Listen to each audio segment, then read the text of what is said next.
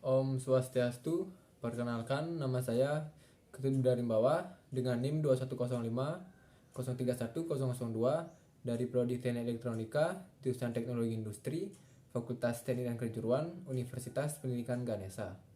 Pada video kali ini, saya akan menjelaskan wiring diagram kelistrikan pada kulkas. Dan saya akan menjelaskannya dengan gambar yang ditempel di aplikasi PIN agar lebih mudah dijelaskan. Untuk lebih lanjut, langsung saja lanjut ke videonya. Baik, jadi di sini saya akan menjelaskan wiring diagram kelistrikan pada kulkas. Jadi, wiring diagram pada kulkas ini saya dapat dari Google untuk dijelaskan secara detail. Di sini kulkas yang saya jelaskan adalah kulkas 2 pintu yang bermerek Sharp ya. Untuk penjelasan pertama, di sini saya akan memperkenalkan atau menjelaskan terlebih dahulu jenis-jenis penyusun komponen kelistrikan pada kulkas.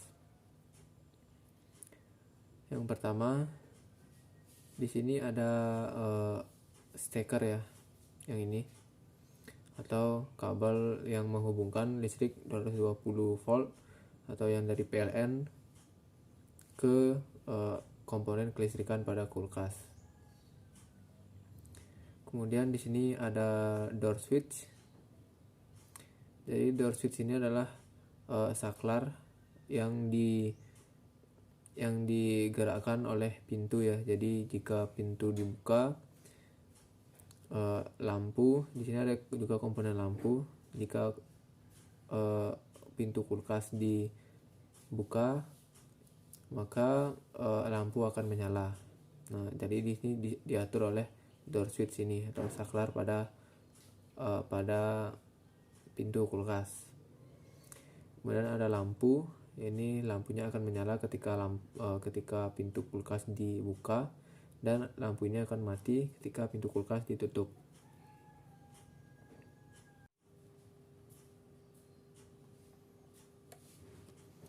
Kemudian di sini ada komponen termostat.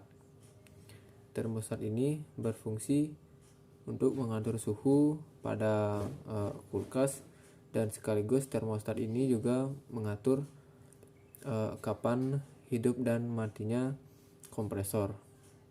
Jadi nanti saya akan jelaskan terkait kompresor ini. Jadi kembali lagi ke termostat. Termostat ini adalah pengatur suhu ruangan pada kulkas. Kemudian setelah termostat, jadi ada lagi defrost timer. Jadi timer itu adalah waktu. Nah, jadi fungsi defrost timer ini adalah mengatur waktu kapan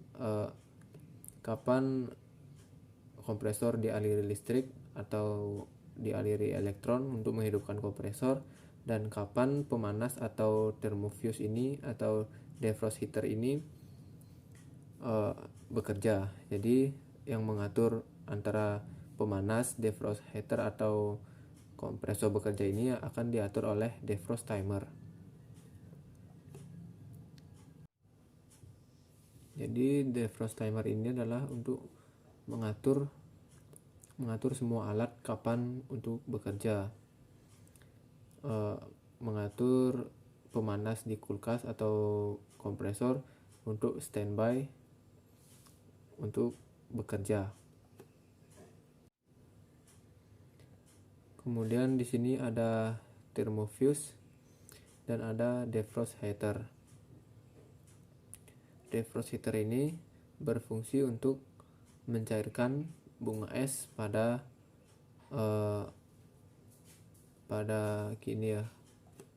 lemari es di pembekunya itu. Jadi defrost heater ini bekerja untuk mencairkan bunga-bunga es tersebut. Kemudian setelah defrost heater, di sini juga ada overload protector. Jadi overload protector ini fungsinya untuk mengamankan kompresor dari arus-arus berlebih ya. Jadi overload ini akan terputus apabila terjadi terjadi kelonjakan arus. Kemudian di sini ada PTC relay.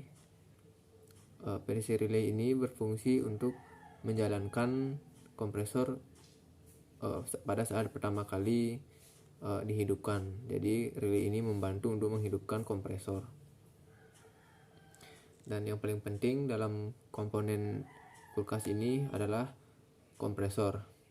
Kompresor ini adalah jantung dari kelistrikan lemari es atau kulkas. Kemudian setelah tahu jenis-jenis komponennya, di sini saya akan menjelaskan jalur elektron pada diagram lemari es ini. Jadi yang pertama, elektron mengalir dari kabel steker atau listrik dari PLN sebesar 220 volt. Kemudian masuk dari fase. Kemudian elektron ini akan menuju ke bawah apabila pintu dalam posisi terbuka, yaitu pintu posisi terbuka, lampu dalam kulkas akan menyala. Elektron akan mengalir ke bawah jika posisi pintu dibuka,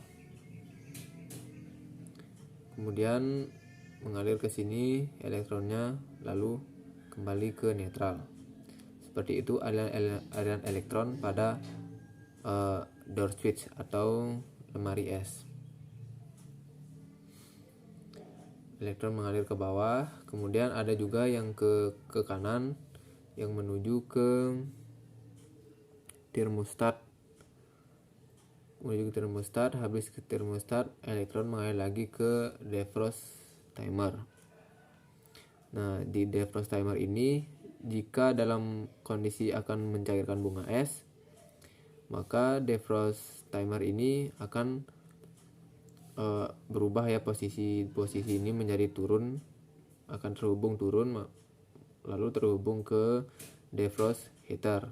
Kemudian defrost heater ini akan mendapatkan tegangan sebesar 220 volt dan akan memanaskan atau mencairkan bunga es. Kemudian setelah itu elektron akan mengalir ke sini, lalu ke bawah, kemudian ke defrost thermo, lalu ke netral. Lalu kembali lagi di defrost timer ini, jika belum saatnya untuk mencairkan es, maka elektron akan terputus untuk yang jalur bawah. Kemudian elektron akan ke samping jalannya. Elektron akan mengalir ke samping,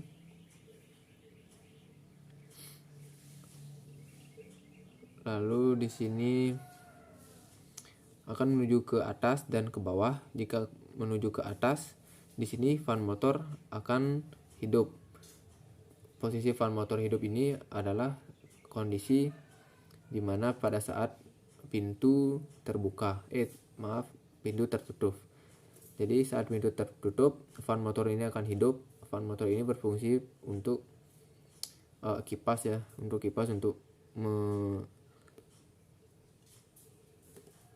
Jadi fungsi kipas ini adalah untuk menghembuskan udara dingin ke dalam kulkas. Jadi jika pintu ditutup, maka fan motor ini akan hidup, dan jika pintu dibuka, fan motor ini mati karena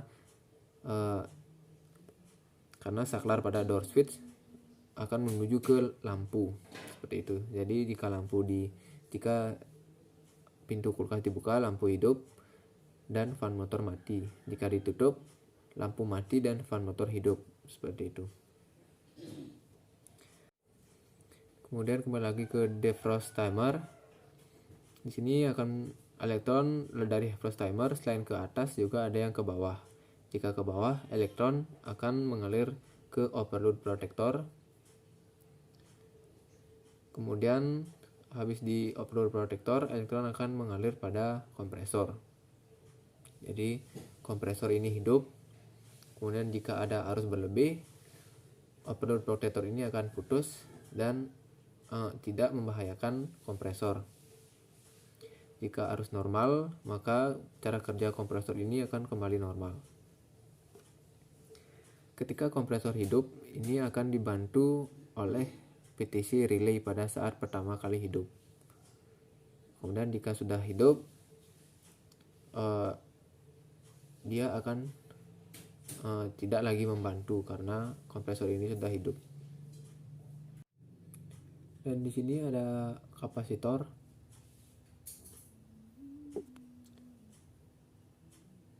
Di sini ada kapasitor. Kapasitor ini berfungsi sebagai filter tegangan untuk kompresor. Kemudian kembali ke pembahasan arus elektron. Elektron akan masuk ke kompresor. Kemudian setelah keluar dari kompresor akan menuju ke netral lagi, karena elektron itu selalu berjalan menuju ke netral.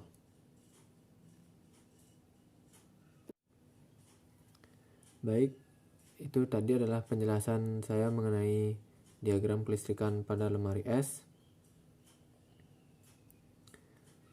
Jadi jika ada salah kata dalam penjelasan, saya mohon maaf dan saya mengucapkan terima kasih. Baik, segitu saja penjelasan dari saya, dan saya akhiri dengan Parma Santi. Om Santi Santi Santi Om.